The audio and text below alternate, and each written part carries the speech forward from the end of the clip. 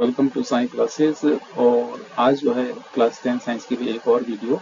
तो अभी हमारी सीरीज चल रही है जिसमें एनसीईआरटी सॉल्यूशंस आपको दे रहे हैं, जिसमें आपके इंटेक्स क्वेश्चंस और जो एक्सरसाइज क्वेश्चंस हैं उनके सॉल्यूशंस आपको इन वीडियोस में देखने को मिलने वाले हैं। ठीक है, चैप्टर हमारा है केमिकल रिएक्शंस एंड इक्वेशंस। ठीक है ना। तो इसमें जो है आज हम ले रहे हैं Intex questions answers, page number 13 science की बुक में जो गिवन है आपके। ओके, सो फर्स्ट हम देख लेते हैं कि कौन कौन से क्वेश्चंस हमको यहाँ पर गिवन है। तो ये जो है मेन क्वेश्चंस है, 3 क्वेश्चन आपको यहाँ पे गिवन है। ठीक है, इनके सॉल्यूशंस क्या होंगे वो हम डिस्कस करने वाले हैं एक एक करके। ठीक है ना। So first question is why does the colour of copper sulphate solution then when an iron nail is dipped in it. ठीक है, तो ये कह रहा है कि कॉपर सल्फेट का सॉल्यूशन जो है उसका कलर चेंज हो जाता है जब हम उसमें लोहे की कील को डिप करते हैं। ठीक है, स्लो प्रोसेस से, एकदम नहीं होगा, धीरे धीरे होता है। तो ये क्यों होता है, इसके पीछे क्या रीजन है वो हमको डिस्कस करना है।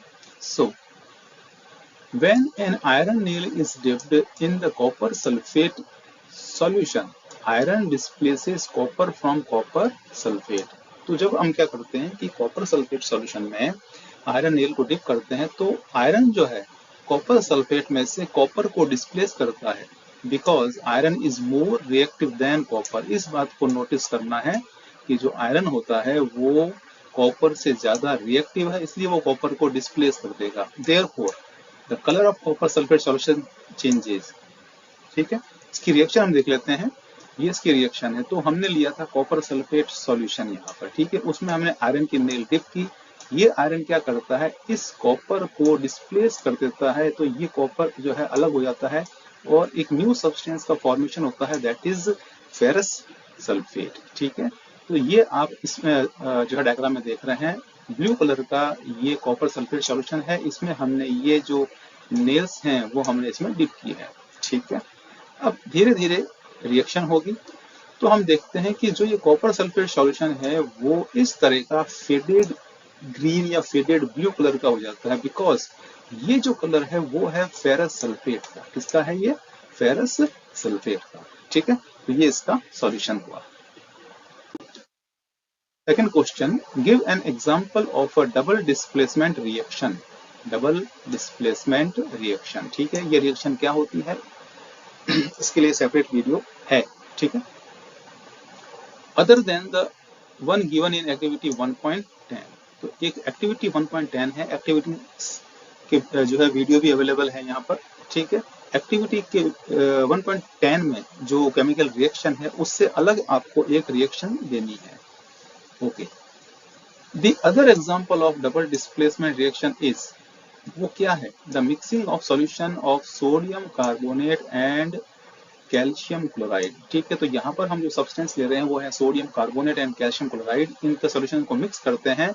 In this reaction calcium carbonate and sodium chloride is form. तो यहाँ पर क्या होता है, कैल्शियम कार्बोनेट का फॉर्मेशन होता है और सोडियम क्लोराइड का फॉर्मेशन होता है। ठीक है, तो जो आयंस हैं उनका म्यूचुअल एक्सचेंज हो चुका है और डबल डिस्प्लेसमेंट रिएक्शन कंप्लीट हुई है।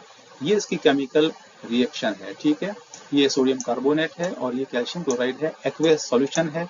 अब यहाँ पर क्या होता है, कैल्शियम कार्बोनेट का फॉर्मेशन होता है और सोडियम क्लोराइड का फॉर्मेशन होता है। ठीक है, सोडियम जो है वो कैल्शियम की जगह पे आ जाएगा और कैल्शियम जो है वो सोडियम की जगह पर आ जाएगा। इस तरीके से ये दो न्यू सब्सटेंस का फॉर्मेशन होगा। This is a double displacement reaction, जो कि एक्टिविटी 1.10 में नहीं है। ठीक है, वहां दूसरी रिएक्शन है, ये हमने दूसरा एग्जांपल लिया है। ठीक है, तो ये इसका सॉल्यूशन कंप्लीट होता है। So third question says identify the substances that are oxidized and the substances that are reduced in the following reaction।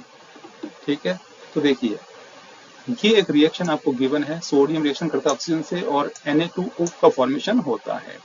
तो अब यहाँ पर किसका ऑक्सीडेशन हुआ है और किसका रिडक्शन हुआ है? Sodium gains oxygen.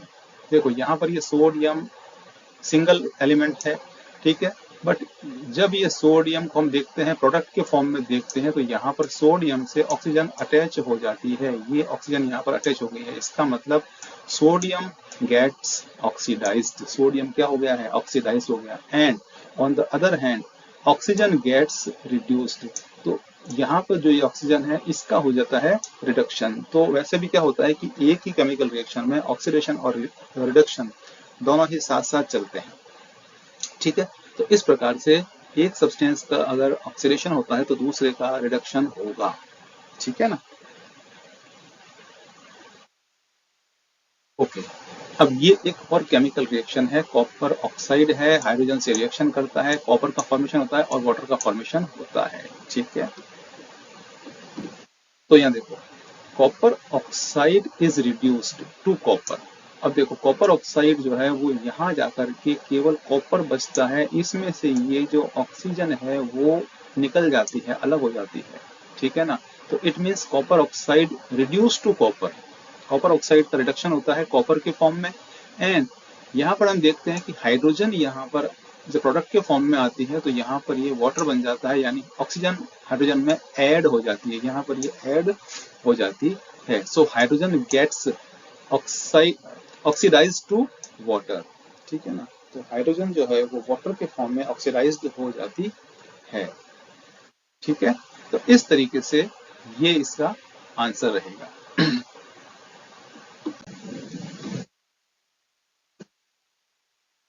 अगर आप नोट्स, सॉल्यूशंस या पीडीएफ या ई बुक खरीदना चाहते हैं तो आप इस वेबसाइट पर जाकर के केवल और केवल 7 रुपए में आप जो है ये जो है पीडीएफ या सॉल्यूशंस या नोट्स आप परचेज कर पाएंगे, ठीक है।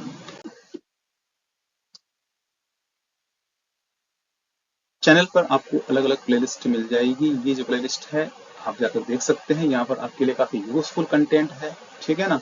और कोई भी डाउट अगर होता है तो आप जरूर जरूर कमेंट कीजिए, कोई आपकी कोई रिक्वायरमेंट है, ठीक है, तो उसके लिए वीडियो जो है चैनल पर अपलोड कर दिया जाएगा, ठीक है।